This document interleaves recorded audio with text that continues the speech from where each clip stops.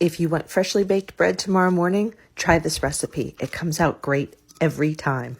I added a half a teaspoon of sugar to a cup and a half of warm water and a teaspoon of active dry yeast. I let it sit for 10 minutes to activate, and then I added to 3 cups of flour and a teaspoon of kosher salt. Then you just mix. I like using my clean hands because then I can feel when the flour is fully hydrated. Then cover and stash it in a warm section of your kitchen overnight. The next morning, I preheat my cast iron Dutch oven in a 450-degree oven. I flour my counter well because the dough is pretty sticky, and as you can see, it's more than doubled in size. It also smells amazing. Here I'm just shaping it by pulling the dough from the edge to the center. I go around 3 times or so until it forms a neat ball.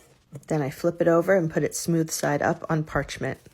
I use the extra flour to dust the top of the loaf so that the wrap doesn't stick when I put it on, to proof again while my oven preheats.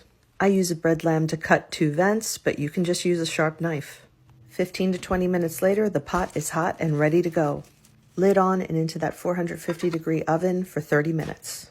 When 30 minutes is up, remove the lid and let it go another 10.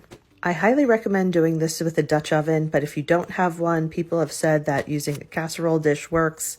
Please comment if you have some experience with this. There she is, beautiful every time with that crispy crust. I hope you'll try it because believe me, tomorrow's a lot better with some freshly baked bread.